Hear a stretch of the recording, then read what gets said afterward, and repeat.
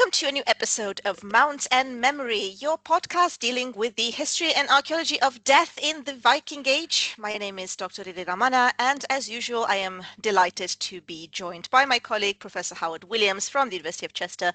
And today we're embarking on a magnificent journey on a magnificent ship, which is the Gokstad ship. We are dealing with one of the most famous Norwegian ship burials. This one in particular was uncovered on the largest farm of Sandefjord. We are talking about a mound of about 50 meters long in its original form, and it is complete with a large burial. It was excavated in the 19th century, and we have a lot of interesting things going on here regarding stratigraphy, regarding the subsequent mound-breaking episodes, and generally speaking, the inventory, who was buried here, and what we can find out about this particular region during the Viking Age. Hello, everyone. Yes, I'm really excited. This is the first real modern 19th century 1880 plus excavation of a Viking ship burial, and it's so important culturally for Norway and for our understanding of the Viking Age, because as soon as this was dug, the world knew what Viking or late Iron Age Scandinavian ships look like. And before then, we have art and fantasy, and suddenly, ever since, even all the earliest movies and of evoking the Viking motif could get the ships kind of right.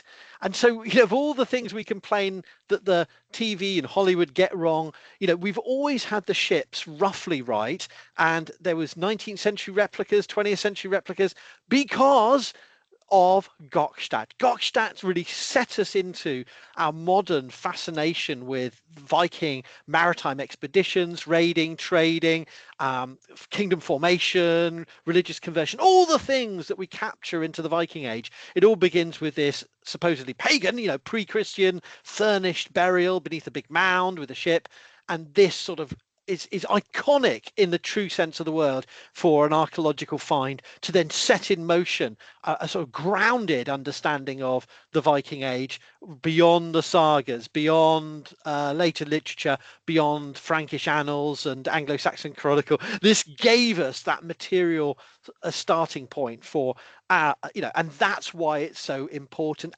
But it's still important 150 or so years later, because the archaeological work at the site and around it has kept on going, and we've got so much more information now, and we still have lots of questions, but this is the ultimate example of mound and memory for us to get on to discuss.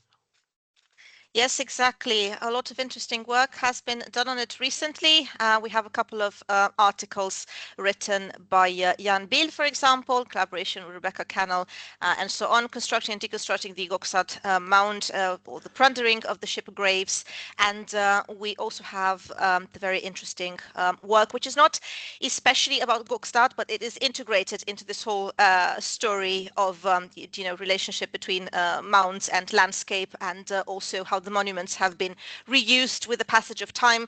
It's the work called Før Viken ble Norge, so before Viken, this whole area became Norway, written by Bjørn Myhre.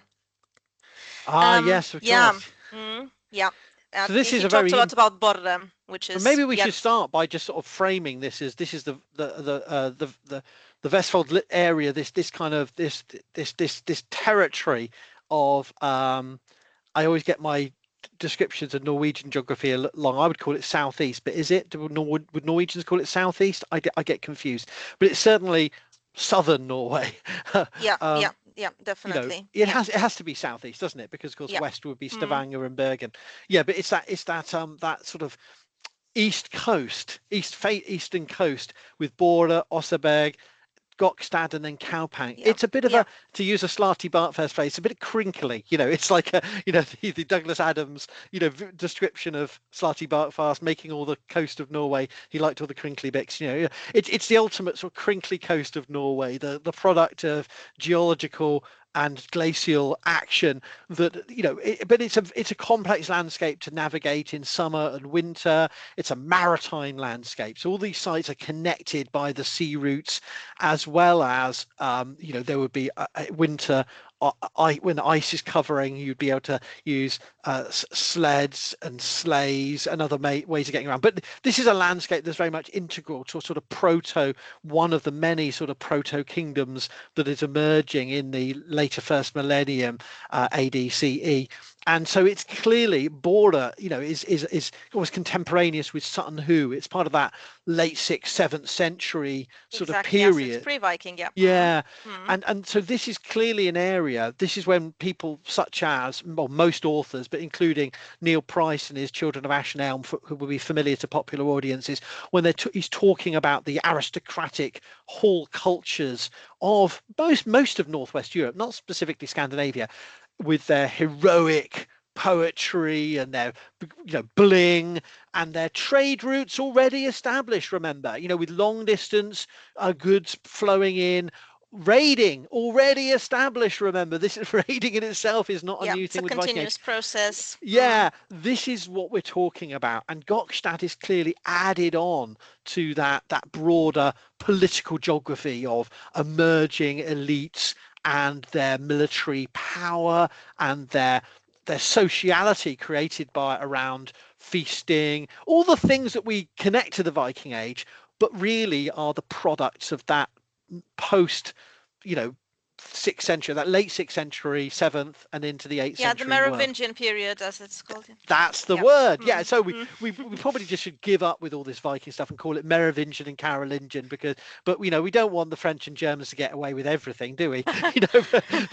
But seriously, it's that kind of, they are the biggest political and socio-economic power in Northern Europe. And so yes, in traditional archaeological chronology in Norway, it's called the Merovingian period. In Sweden, it will be the Vendel period, and but so these terminologies are complicated. But in the centuries before the Viking Age is the simple point. Yeah, exactly. And it's a very interesting landscape, as you said, and it clearly shows the evolution, the transition from this natural topography to a heavily modified anthropogenic environment in the Viking Age, the site of the Gokstad ship burial. So these new studies have shown that prior to the construction of the mound, we are dealing with a gently undulating surface, and they've done an analysis of the pedological profile, which is also very interesting, and they found that the soil types, they have poor drainage and they suffer from periodic surface saturation. Now, why this is important is because this shows that one of the features of this environment was an exceptionally high water table, which influenced this whole mortuary process, in the sense that the whole region is characterized by this marine silty clay, which forms these extensive wetland soils, which are also very suitable for grazing. So we also have settlements in this period, and this is also something fascinating, the fact that this burial was basically integrated within this this settlement. It was not something isolated on the margins, on the edge. It was within this settlement. Yeah, right.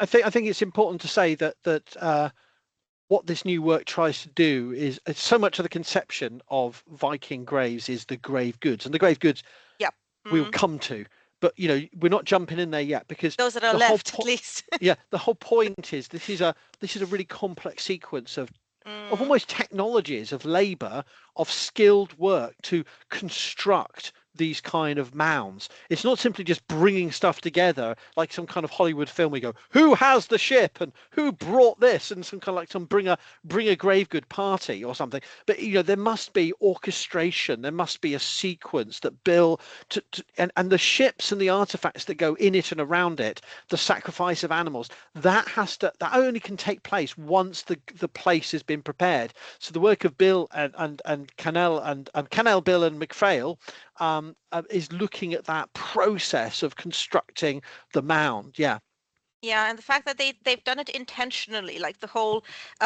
this whole hydrological regime, it was an intentional, a deliberate choice because I think they were trying to create a bridge to the dead, because you know, we have these foundations that are really below the modern water table, Yeah. and so in a way during construction, the whole site would have been turned into like this muddy pool. Mm. So yeah, you're basically creating this sort of like liminal area between life and death, as a borderland between the world of the living and the world of the dead, which is also Now, don't fascinating. get Yeah. me wrong, I'm really cynical, as other videos will attest, to suggesting we know exactly what people thought the destination was. But in terms of the performance, you know, for everyone and anyone, but in terms of the performance, don't get me wrong, I think that the careful choices of materials, location, materials, and Yep. the construction of this is to create a really memorable but very specific set of experiences for those involved, everyone from the thralls to Exactly. the Yeah. aristocrats gathered, maybe some only coming for a time, and we can't reconstruct all of that. But I think what you're looking at here is more than just some let's just pull it all together and have a party, you know. And it's clearly a lot It's a of strategic act. Yeah. and it's the idea of ritual framing. The students of anthropology of Performance. performance. This is really the material components of that process that we're able to build up. So yeah, and then after they then bring in the grave goods, the exact sequence we don't know, and indeed the exact number we don't know, because so many objects were later robbed, and we'll come back to that. But we know there were, was it 12 sacrificed horses, 6 sacrificed dogs? Those can't be arbitrary numbers, and it looks like those weren't retrieved, they weren't robbed, so they were bones when the grave robbing took place. So Yep. I think we can be confident that the number of sacrificed horses and dogs found in the 1880s excavation reflects what was deposited there. So not only horses and dogs, the most important, should we say, psychopompic animals across societies, the guides for the dead person to the next world, but also aristocratic beasts, hunting animals, guarding animals in the case of dogs, riding animals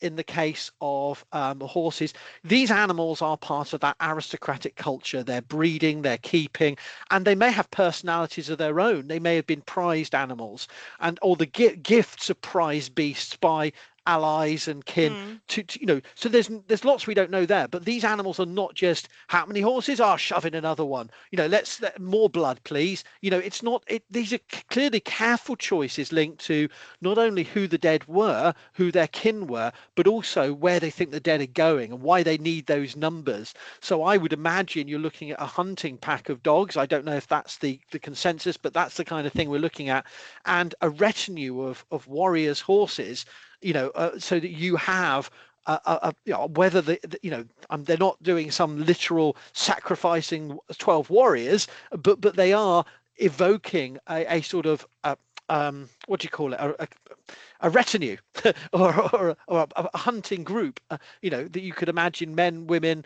maybe even older children participating in some kind of travel. And I wonder if that's or servants, so you're getting this idea of the journey to the world of the dead is one that would not simply be one of getting in a ship, but many multiple stages. Maybe there's as in many cultures, a narrative, and that's recorded in some of the Prose Edda and elsewhere, this idea of stage journeying rather than so right. we can't reconstruct that. We can't get into the minds of what people were getting at, but what we've clearly got is a spectacle of violence and killing, but also the ship, a tent, a sledge, a riding gear to go with the horses, evidence that journeying metaphor, that movement metaphor, and that simultaneously articulated the status of the living. They had the power to move, the power to be mobile, the power to go to war, but also to hunt and to travel. And to, that was the way that elites worked, was that mobility, not just sitting around in a hall waiting for treasure to arrive or something.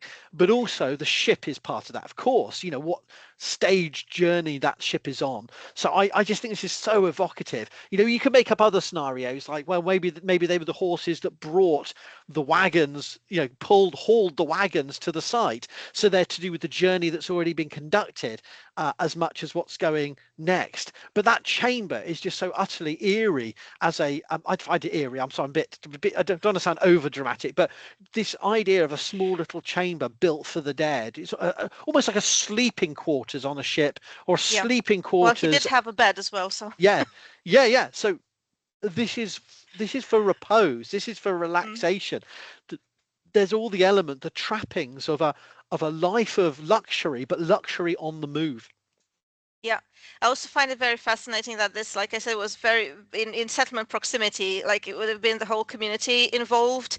It was very close to a trading site called Heimdalsfjordet, and it was very close to this sort of commerce and international exchange hub, and the whole surrounding valley is formed of extensive permanent field systems. Like you have field boundaries, you have fences, you have grazing areas as well. So the mound would have been something that you would have seen and encountered quite frequently, experienced at close quarters.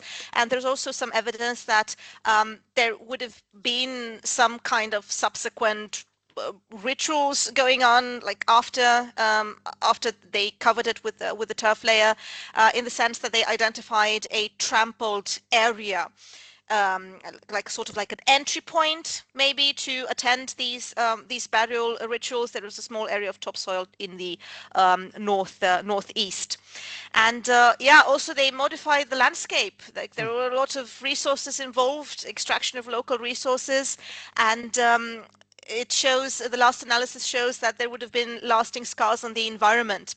Like the large areas would have been stripped of topsoil and turf to provide building material, and these areas would have become pools of standing water for a very long time. So it would have taken a great deal of time for this environment to recover, ecologically speaking. So that also shows how much effort and how much intention were involved in this preparation.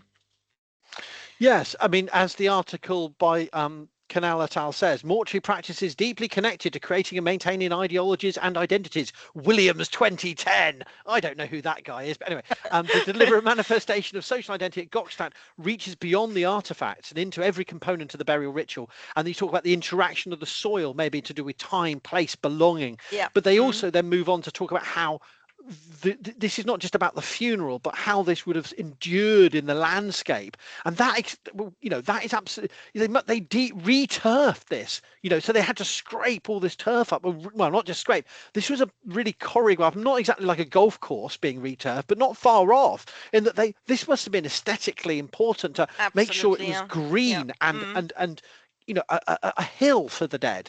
I like that idea very much. And the mound, therefore, they said, was frequently encountered and experienced at close quarters, and where it would endure as a guide in the landscape and in oral memory. Back Daniel 2015, Williams et al. 2015. Yeah, so that's me again. But the mound evoked and transformed selective memories. So yes, it's about this idea of the mound endures, and therefore would have whatever the authors wanted it to be, it survived. And I have again and again, I come up against people who perhaps don't get out of their house much and think, well, how can a mound be impressive? And I think they're perhaps used to even the great Bronze Age mounds around the Stonehenge landscape.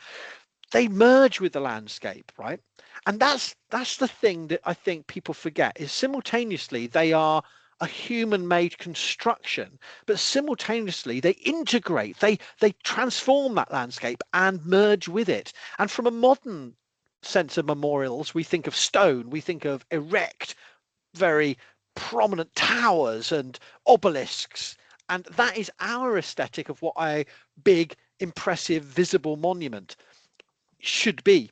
But I think from Vendel and Viking or Merovingian and Viking Age world, they would be able to pick out and observe subtle transformations of the landscape. This was a time before railway embankments, canals. This is a time where you could see natural formations that look human made, and I think that's one side of the equation, things that look altered, that they may have invested stories and myths with, and even after long presence in the landscape, distinctive hillocks and that were mounds, right? So I think we have to appreciate that. And when we talk about dominance in the landscape, we're not talking about people seeing them from 100 miles away. We're talking about that local encountering them as you're going up fjords by ship, or in this case, in a landward environment, but very close to water, able to experience them traversing beside them. And I think it's that relationship that is so important. I think is perhaps for those that perhaps are sort of sitting in front of a computer or a television or listening on their phones to us talk, it's very important to remember that it's all about movement during the funeral, but movement in the landscape. So every time people are trading and moving past their farms to the coast to go fishing, that daily quotidian, as we'd call it, that daily movements, but also processions and ceremonies, maybe to cult sites that were nearby, and maybe to worship at the mound itself, that there were rites to do with that respect for famed ancestors. Yeah, exactly. And such memories were preserved in much later sagas where you have all these ideas about either people residing in the mounds or people sitting in the mounds or mounds being used in some sort of fertility rituals. They would have probably been like distant memories of this kind of ritual. And yeah, as you said, like they were very much integrated with the environment. And we also must take into account the whole process that was involved in constructing these mounds. I mean, to me, the most interesting thing about this mound is how they used to rebuild the land around the ship using these redeposited marine sourced blue silty clays, which they would have created quite a view. So it would have created this sort of like anaerobic environment, so the material packed around the hole, filling the muddy pool, and also it would have lent the impression that this entire vessel was submerged in this sediment before the superstructure was erected. And yeah, you can imagine also the contrast that you would have created by using this very clean and deep sourced material, the contrast it would have created with the surrounding gray and black sediment. So I think it would have been a very emotional experience and also a very emotional result, probably with some sort of ritualistic and mythical connotations, in a way perhaps reflecting, although yeah, it's a stretch of imagination, but I think it might be appropriate, evoking some sort of river that divides our world from the underworld, like the river of hell. This may seem like a really obvious point, and I don't know if they say it in the article, because it's such a basic point. But getting that number of people together for communal activities would have been an integral part of life. Assembly, trading. These are exceptional ritual practices. Funerals are one of the occasions where you can bring a large number of people together for social economic action, right? That goes without saying. Howard, that's really basic, of course, right? But it's just a basic point that when people come together in our society, we're rarely doing earth moving.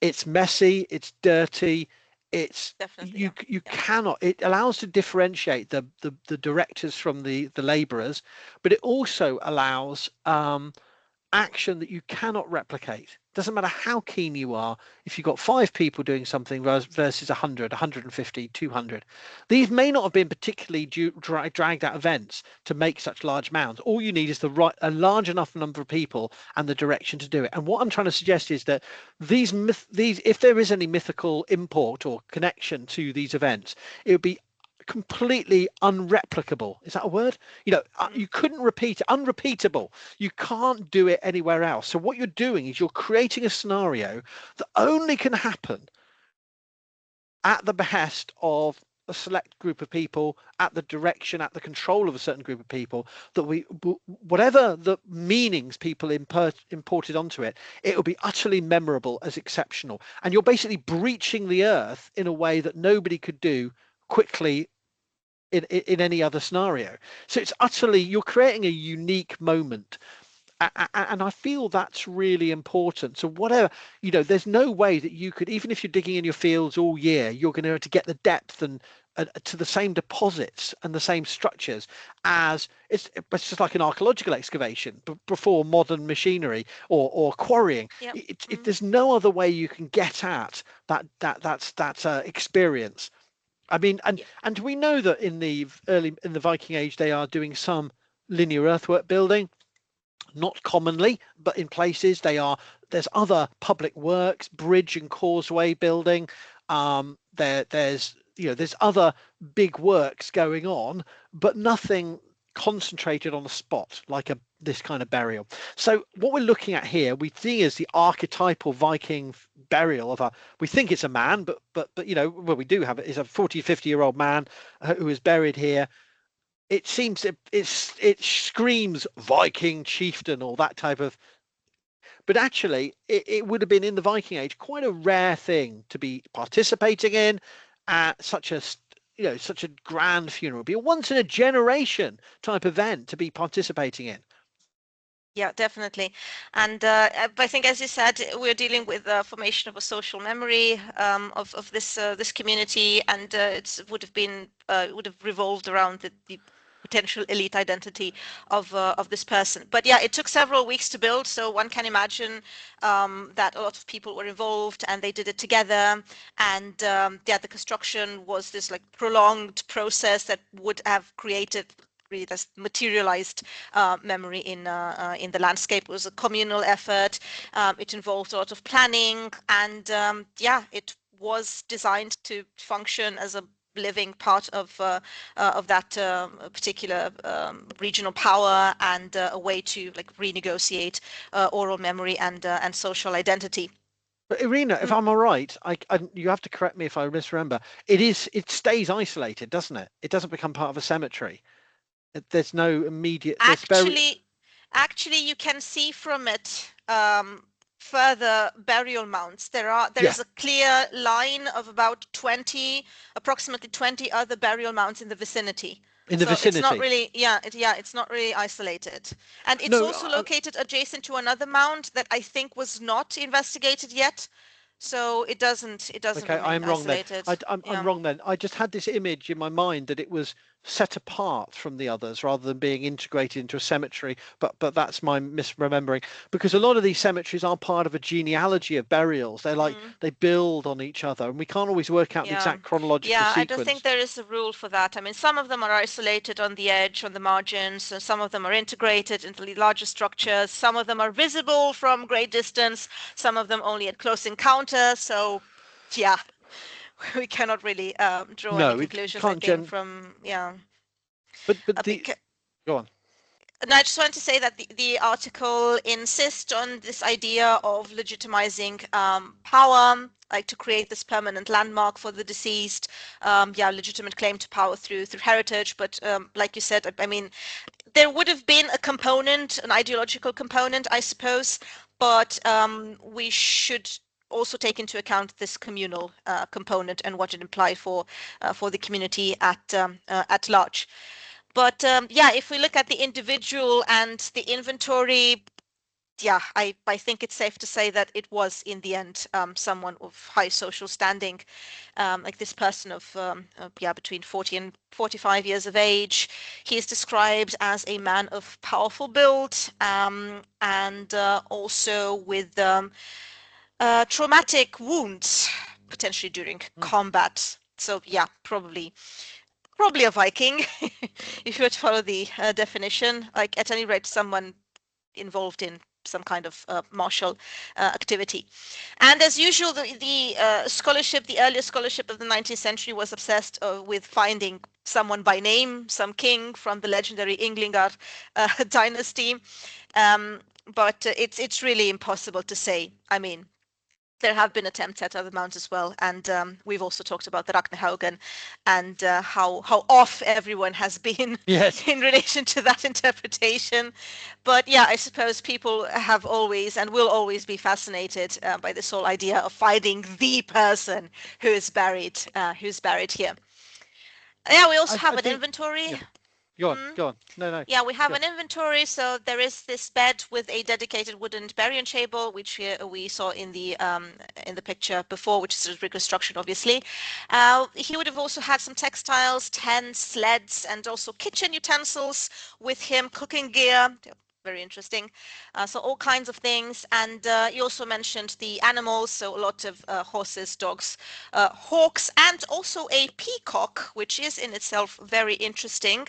This has led to the idea that we are dealing with the archetype called the stranger king, which is defined in literature as being this leader who derives power from mediation with the foreign and the unknown, because the peacock, well, it doesn't really live in Scandinavia, but it rather originated from the Caliphate or South Asia. Yes. So it would Yes. have been kind of like an anchor for these far-reaching influence and the connections of this person.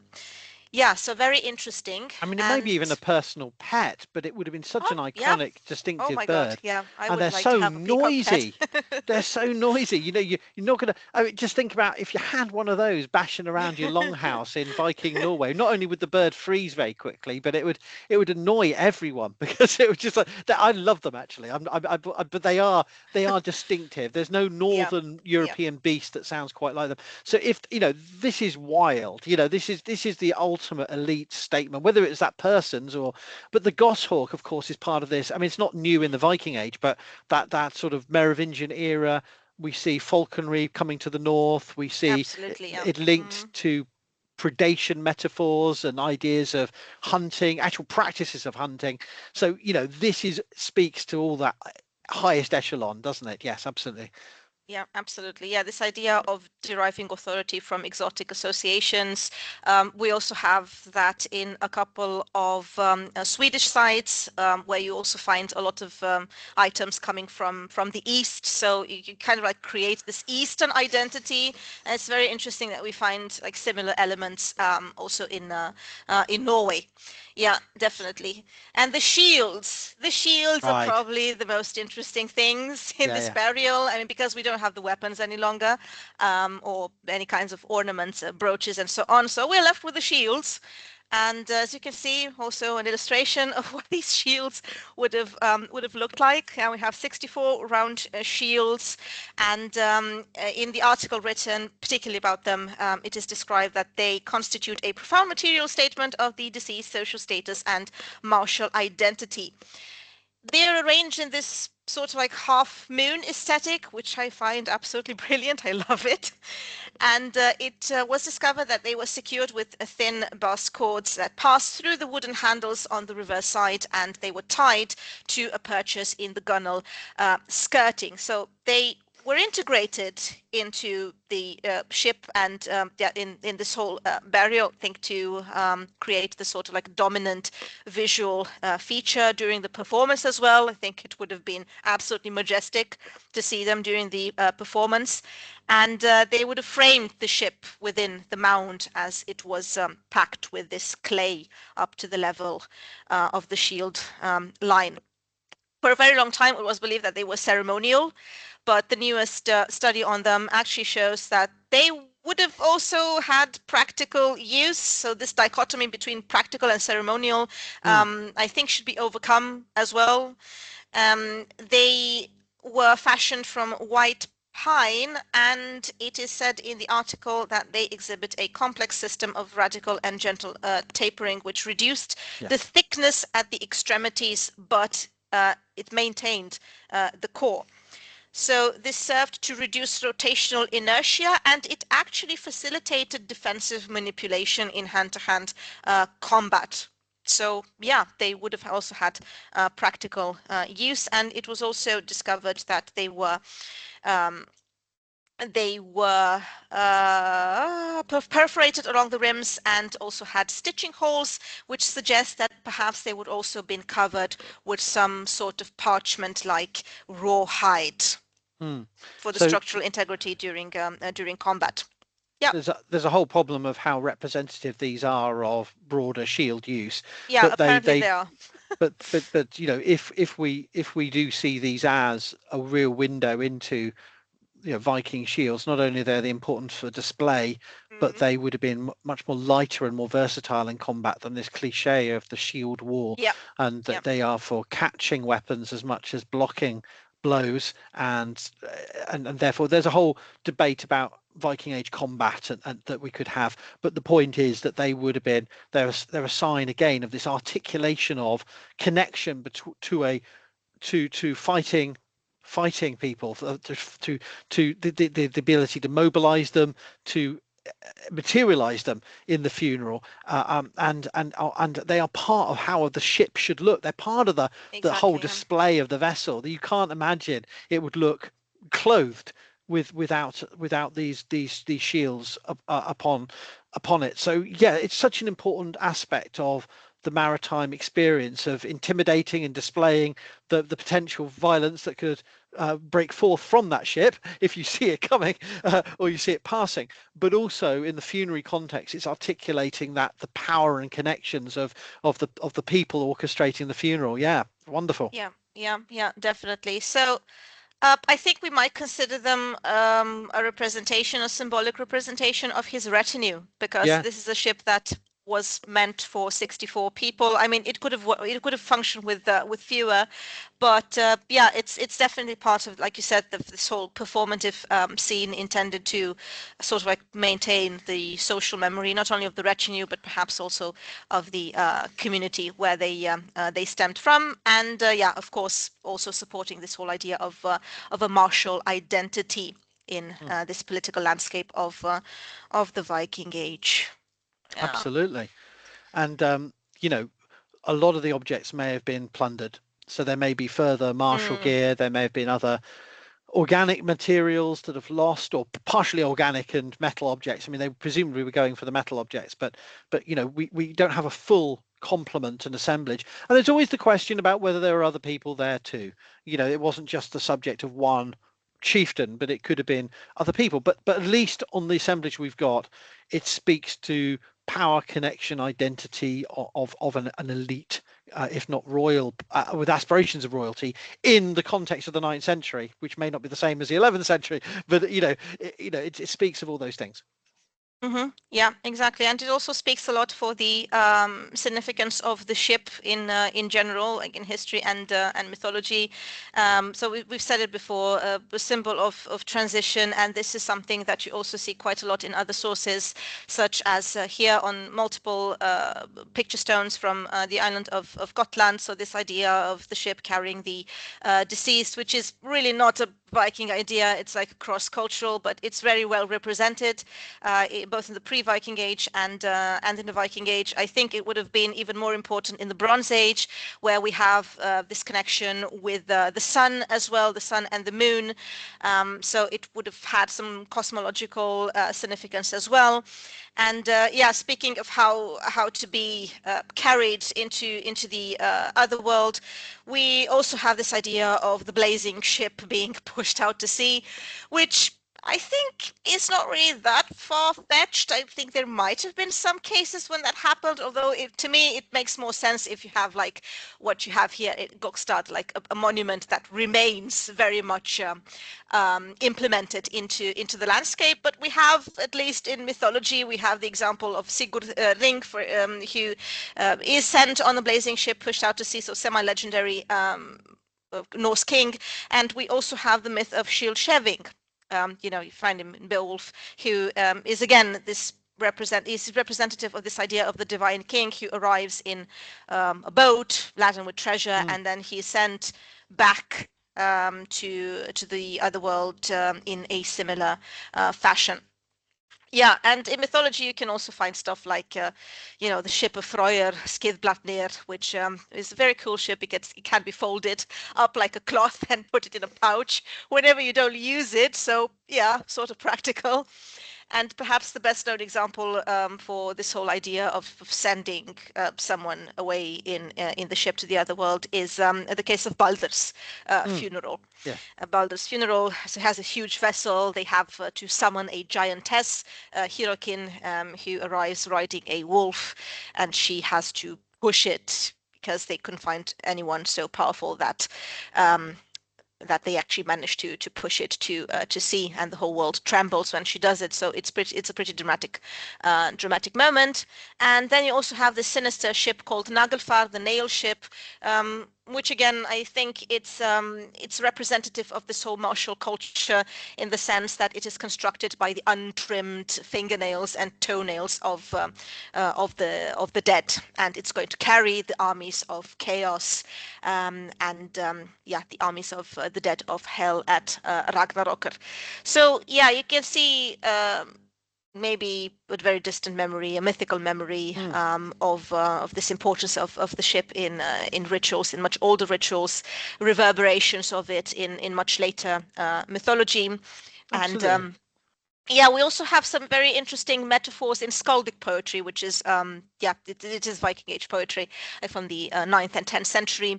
So it has a very often association with horses. For example, it's often called a sea stallion or a wave horse, which I think it's also significant because again it shows like the symbiotic relationship between maritime travel and travel, like mortuary travel, because the horse is also associated with that sort of ritual. So there might be a connection there. And it's also important to remember, if I can just interject slightly, that and I don't think it's always mentioned that given the new evidence that we've discussed, I think before in our discussions about the Heathwood Ingleby horses and the long discussions of how much Scandinavian horses were traveling in ships long distance, that we have to, in terms of thinking of the connection of travel on land and travel on water, horses could get into boats, right? And so you've got this kind of, in a funerary context, you've got a potential connections here, that the boat transports people with the animals, or do the animals pick up some of the stages of the journey? There's all, and of course the other point I want to make is that if you're thinking about journeying, those horses may be hauling the ships over portages, and so the horse is part of the sea journey. So that there's layers here, or many facets at least, to the connections that are people who are experiencing maritime travel and then remembering how it may have been down the centuries would connect horses and travel with the ship. So Yeah, definitely. There is a very lengthy study about the relationship between ships and this martial culture in general, written by Judith Jesh, Ships and Men in the Viking Age, I think it was called. And what she does really well is to like analyze all these poetic names and the kennings, and also the imagery to describe these vessels. So yeah, that's a really good source. But I think we should move on yes, of course. and So discuss this is about moving on to go on. the best part of it, I think, the mound-breaking episode. Yeah, these barrows. I mean, I would like to sort of start off by saying these barrows weren't being broken into, right, for a long time. There's clearly a lot of fear / respect for these big burial mounds, and the scale of them makes it very difficult to secretly sneak up and tickle away at it. And you have to, if you're going to do a mound breaking of a mound this big, the scale in which it's been constructed means you have to conduct a major excavation that will be public, will be therefore sanctioned, or at least so the fact that these were we call them grave robbed, that's not the right term. This was clearly a systematic intervention. Whether everyone liked it or not is, we don't. Yeah. That's what I wanted to say at first, but go on. Yeah, no, no, totally. This was very systematic, and this was actually noticed as far back as 1880 when Nikolai Stern did the excavation. He was he was actually very disappointed that he found it in such a state because it was in a bad state. I mean, some parts of it are missing, so I mean, were missing before the reconstruction was made. But yeah, definitely, it was broken into like not a very long time after it was deposited here. And this has to do, as was pointed out, especially by Björn Myhre, with the fact that we are dealing with a very contested zone between Danish and Norwegian influence, like the Viken region. And I suppose the local rulers seized power whenever opportunity arose. And when seeing this mound, it likely was interpreted as a symbol of the old, like perhaps the old power or the old hereditary rights, perhaps, although I'm not very sure if it really delineated something, but at any rate, it would have been an important monument in the area, and it would have been a very living monument at the time. So it is estimated that it was broken into in about 939 to 1050. That would be the range of it. And yeah, it is theorized that they are probably agents of the Danish king Harald Bluetooth, which would make sense chronologically speaking. And it is interpreted as a neutralization of the dead, which I think is a good term to use here. Yeah, in Norwegian, it's actually a bit different. It's called ufarliggjøring, which means to make something less dangerous, which again, I think is pretty pretty symptomatic of what is going on here. So yeah, he was probably on this campaign to consolidate Danish power in Norway. This is also suggested by his very propagandistic monument at Jelling, where he defines himself as both a Danish and a Norwegian ruler. And this act of violence, because I think we may consider it an act of violence, this really confirms that what he was trying to do is to break a monument of major importance, political importance, and social importance in the area. And as you said, rightfully, it would have been a staged and highly public event because it wasn't really easy to do such a thing, and it would have been an ideological statement, if you think of it. Like you want to neutralize whoever was dominating the area before you, their lineage, and whatever they represented. And it's a similar thing we can see also in the case of the Oseberg burial. So yeah, subduing local monuments, yeah, it's the best theory. And of course, Dr. Alison Cleveness has made the point, and I think we can't know for sure, but I think we've got to think about what's not there. And you know, is this I don't think it's either or, but it's about the breaking in and decommissioning of that site and its significance. Yeah. But then what are you retrieving? What famed objects that were famous were remembered from the funeral that was so dramatic and memorable? Or once you recover them, as we know with so many relics of saints, you make them into something fabulous. you turn them into a story of that isn't mundane. And so we don't know what swords, but we can spears. But you could take it in the one weapons grave. are missing, so yeah, yeah. In one grave, you could have potentially all manner of heroic legends that you could spin out for years of telling over the fireside about those objects and how you now have them and what are you now going to do with them. And we know from Anglo-Saxon law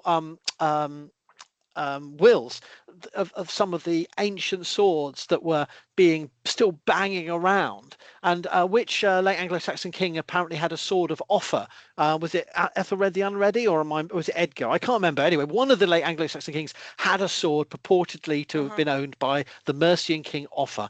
Different dynasty, different kingdom, but a famed old sword. Was it retrieved from his grave? Probably not. But the point is, we know that it's a Europe-wide phenomenon of old things having value beyond being heirlooms, but the stories of where they came from, of what deeds they conducted. So we can suggest that I know it's not outrageous speculation, but not outrageous speculation to suggest that it was the breaking in and decommissioning of those graves, but also the things that were retrieved and the stories that were told about them that was really what was going on here. Yeah, valuable things, but not for melting down for making into something new, but for curating, displaying, and storytelling. Exactly. Yeah. It's very much like early archaeology in a way. Yeah, things of quality that you would have kept, and they're definitely remembered in a very compelling manner in the legendary sagas, where this has become a trope, like breaking into someone's mound and retrieving some sort of weapon, with the variation that sometimes the people residing in the undead residing in the mounds, they are the ones offering these weapons to future generations. Yeah, Yes, in the tale of Olaf Geirstad, I think it's also the example used by Klefnes in her article, who is actually transferring the items, like this pagan semi-legendary king is transferring the items to Olaf the Holy in order to signify like both the Christianization process and the transfer of power. And of course, you have one of my favorite examples from the whole of Icelandic literature, which is the waking of Angantyr, when you have Hervor, who goes to her father's grave, and she recites this poem, and she talks to him in the guise of a poem, trying to convince him to hand over her rightful heirloom. So yeah, it would have been a very, very popular element of these later legendary sagas. fantastic. Yeah, so the trench was very deep, and it was about 6 meters deep and 20 meters long. So this clearly indicates that it was a communal effort, and it was, as it says in the article, a temporary legal space. So whatever authority was protecting the people who undertook this operation, they definitely wanted this to happen, and they were very much aware of what was going on. So the local population had to be under the protection of such authority for such an event to take place. They Absolutely. also left behind some spades, and it has been found out that some of them were even made up of reused wood from the Gokstad ship itself, because they destroyed parts of it, including the bottom of it. And among other things, also the furniture within the burial chamber was pulled out and destroyed. And the remains were also not treated in a very respectful manner, because they were scattered. And I think some of them were even taken away, because we're only left with 4 leg bones, shoulder blade, and fragments of the arm and the skull. And the skull might have even been destroyed itself, like consciously destroyed, not by accident. So you may be having disrespect for the dead, but also trophy taking in some way. Yeah, I mean, it's yeah. possible. I mean, so much is unknown. Yeah, at any rate, we're dealing with the destruction of memory. Like somebody was Yeah. clearly trying to denigrate this person, whoever they were, to maybe humiliate the defeated lineage of the local power in the area. Like you said, decommission it or neutralize the dead. Might have to do something with Christianization as well, the desecration of a high status pagan monument, because Harold Bluetooth, he wanted to be a Christian too. So yeah, Yeah. sure. Right, and in Oseberg something similar happens. So we have a break-in occurring after 953, kind of like the same chronology, a similar chronology, and also here the bones are scattered. A lot of stuff is destroyed, and it's like this whole idea of public display, like you're really showing it to the community. You're showing what you're doing, and you're also protected, at least for a short period of time. The skeletons of the 2 women, they were pulled in the trench and scattered. The faces were missing, cranium was crushed, and also the ship's stem was cut down demonstratively, we can say, at Oseberg as well. So we have a demonstrative destruction, if we might call it that, with potential geopolitical motivations. And we see again and again in the archaeological record the archaeology of what you could call regime change in funerary monuments, and there's been a big discussion by Deirdre O'Sullivan about Northern English, funerary monuments, the rebuilding of churches in the Norman conquest, and that a lot of the Viking Age hogbacks are not in their original context, and the reuse of them into church material may be as much about decommissioning the lineages that they represented. And this is a phenomenon we find around the world, that the dead Yeah. don't rest easy. And there is a lot of, it doesn't mean that every second day of the week there's another grave robbing. It's just there are sanctions, there are taboos, there are prohibitions, but through profit motive, but also through socio-economic and political motives, the dead can be disturbed. And I think with these big phenomenal mounds, they were an obvious target for resistance and claims that needed to be, transformed, adapted, decommissioned. Yeah. Yeah, sometimes some curiosity perhaps also Yeah. wanted to know what lies in this mound. But yeah, definitely we have, like in the case of Gokstad and Oseberg, we have a political case here of public desecration. I suppose it would have demoralized your rivals as well, like if you performed such a thing. But it also it does presume a social a connection, a communication, because there's no point in doing it if the people you're doing it to don't believe the same things or similar things. So you've got to have some kind of social, cultural, shared framework for both the for this to be an insult or a denigration. It's got to be a connection. Yeah. Definitely, yeah. So, yeah, I suppose my last point to make here. So, yeah, this is the Gokstad ship. It used to be, because now it's being moved. Yes. It was moved New already. museum. Yeah, Yes. yeah. Now I think they're busy with the sledges. Last time I checked. But Oh. at any rate, yeah, there was. So before making my last point, which is actually about the Borre cemetery, one thing that we should remember about this ship is also that it started to collapse like a while ago. It's very fragile, and the oak is very dry, and it didn't really have the best conditions in the museum, which is why they are building this new place, the new museum of the Viking Age, which is actually going to open next year, which makes me very excited. Yeah, but at any rate, it was a very narrow space, insufficient room, and the air was also full of dust. And because of the whole vibration of the floor, the ship was really in a bad condition, and they really needed a larger space for it.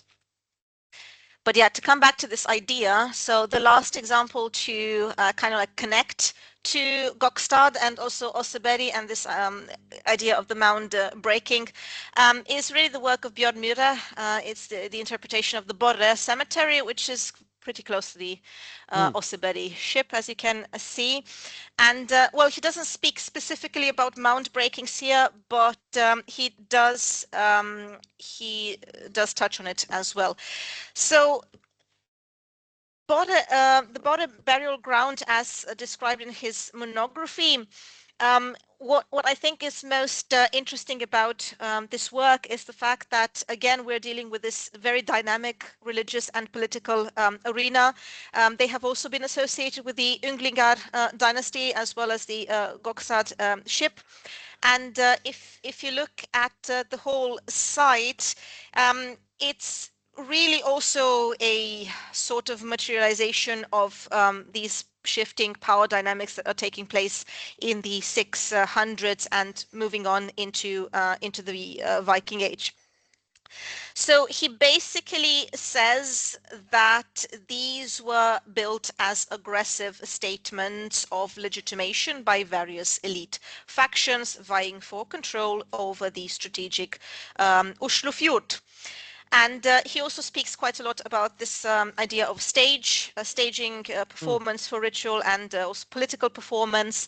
And also in this case, the mounds were built using very large volumes of topsoil stripped from active agricultural fields. So we're also dealing with a settlement and with this whole burial taking place within the settlement. And he also speaks of the seeding of the dead in the life-giving earth, which I think is a very nice metaphor to sort of like link the potential ancestral power with land productivity, maybe. So speaking of the fertility of the land and such. Mm. Yeah, in these graves, or at least in those which have been excavated, we also have some very interesting items that again suggest the idea of the stranger king archetype, because we have silk, we have gold threads, we have oriental style belt fittings, we have lavish equestrian equipment with some parallels to graves found at Birka and Adelsö in Sweden, and also the Rus. Principalities of Kiev, for example. So this whole notion of being able to mediate or integrate exotic and foreign realms. Right, and yeah, this was the point I was going to make, the fact that the mounds were broken as well, and this is also linked to the neutralization attempt, so this sort of like metaphysical power associated with the dead, which is eliminated by performing such a desecration, and by publicly violating these structures, potentially a new authority, in our case most likely the Danish Jelling dynasty, would have symbolically terminated the claims of the rivals to both land and leadership. And also in this case, we have visible plunder shafts acting as sort of like a permanent symbol of the fact that the predecessor has been defeated and their ancestral protection has been terminated, because, you know, they were plundered and very violently. So definitely this kind of physical evidence would suggest that now we're dealing with a new authority which is claiming these lands. It's That's very basically it. remains Yeah. a visual symbol of that that decommissioning. Yeah. Yeah. Yeah. Exactly. Right. So again, this aligns very much with the chronology we have seen in the case of Oseberg and Gokstad, and yeah, the basic idea is that you're using such violations to like sort of demoralize your local rivals and to demonstrate your own superiority and yeah, contribution to the centralization of power that is going on in the Danish realm at the time. Yes, and all I can add to this is that we still don't really know whether there are parallel processes going on elsewhere. There are certainly other places where we can talk about mounds being transformed with Christianization, such as at Gamla Uppsala. But you know, the question is, we should be presuming and looking for grave robbing everywhere we look. Not saying that it was ubiquitous, but we should assume we're not looking at a one-phase burial, and we should assume we're not looking at, because there may be burials, secondary burials, and you were talking about that in a recent video of your own, Irina, elsewhere in northern Norway. But we should also think about looking for evidence of disturbance, and disturbance is a archaeologically neutral term for ransacking or plundering or looting, but sometimes it may be a multiple motivations, so we have to sort of use neutral language because we're not exactly sure why people would be doing that. And sometimes it may be about making an ancestral connection, sometimes it may be about decommissioning, other times it may be about Christianization, or a mixture of these different ideas. Yeah, definitely. It carries a symbolism that we're not fully Yeah. capable of grasping. Yeah. Mm. So, well, thank you so much for that presentation, Irina, and Oh, thank you so much for the conversation. and we Yeah. should scheme about where we go next, and hopefully we'll have more mounds and memory coming your way soon. Yes, many more mounds to come. Be sure to subscribe to both our channels and to follow our podcast. Thank you so much for watching or listening. And until next time.